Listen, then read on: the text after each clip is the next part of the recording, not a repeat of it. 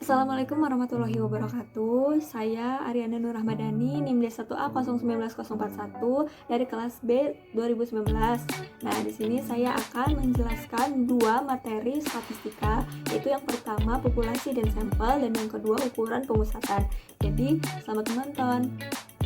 Oke, masuk ke materi pertama, yaitu populasi dan sampel. Populasi adalah kumpulan dari individu-individu atau elemen yang mempunyai sifat atau karakteristik yang sama. Misalnya, populasi domba ekor tipis yang mempunyai bobot badan sekitar 23-25 kg yang mempunyai kepala warna hitam di daerah Jawa Tengah.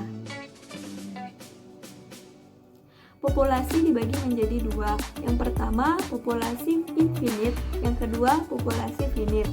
Jadi populasi infinite itu adalah populasi yang tak terbatas jumlahnya. Misal nih, populasi ternak ayam di Indonesia. Nah, yang kedua itu populasi finite, yaitu populasi yang terbatas jumlahnya. Misalnya jumlah mahasiswa UNSUD tahun 1990. Yang kedua, sampel. Sampel adalah sebagian dari populasi yang diambil untuk mengetahui ciri, sifat, atau karakteristiknya. Untuk menguraikan karakteristik populasinya, maka sampel harus diambil dengan dipertanggungjawabkan dan mewakili populasinya. Arti dari dipertanggungjawabkan itu pengambilan sampel harus sesuai dengan aturan. Nah, hal tersebut juga disebut aturan sampling. Alasan sampling, yang pertama alasan biaya, yang kedua alasan waktu, yang ketiga alasan tenaga, yang keempat alasan yang sifatnya merusak. Sifat sampel, yang pertama sampel harus bersifat representatif terhadap populasinya. Jika dalam populasi terdapat jenis kelamin dan kelompok umur, maka dalam sampel pun harus ada kelompok umur dan jenis kelaminnya. Yang kedua, tidak ada bias atau seleksi. Jadi misal kita memeriksa orang dewasa, nah itu kita tidak boleh melihat dari pendidikannya karena kesehatan itu penting. Yang ketiga, besar sampel. Besar sampel atau sampel size itu harus cukup untuk menjamin kesimpulan yang dapat dipercaya.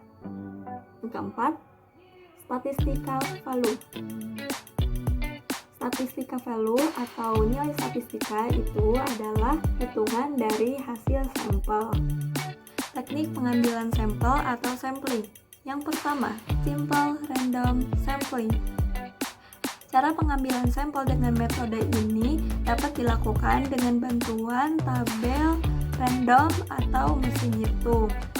Tabel random ini terbagi dua bagian, yaitu kolom dan baris, dan setiap poin terdiri dari 4 digit angka.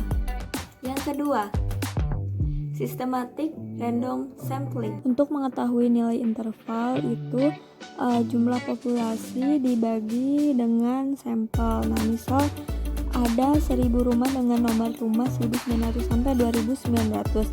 Diambil 100 rumah sebagai sampel. Nomor rumah mana yang terpilih sebagai anggota sampel? Jadi 100.000 dibagi 100 sama dengan 10. Contoh sampel 2 itu nomor 1949 ditambah 10 sama dengan nomor 1959 dan seterusnya.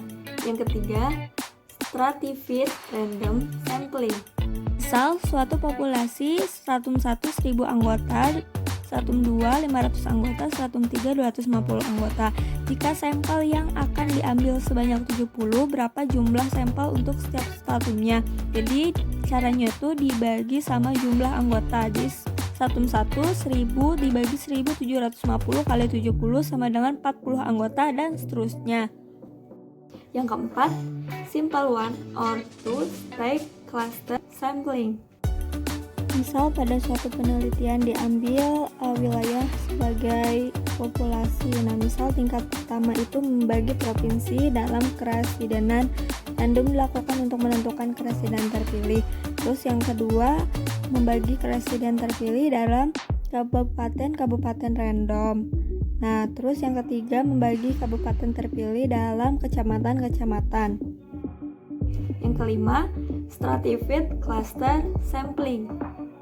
Terjadi apabila dalam klaster diadakan stratifikasi. Misal ada klaster pegawai negeri, pegawai bank, dan klaster wira swasta. Nah, masing-masing dibagi menjadi stratum 1 yaitu penghasilan tinggi, 2 penghasilan sedang, dan stratum 3 penghasilannya rendah.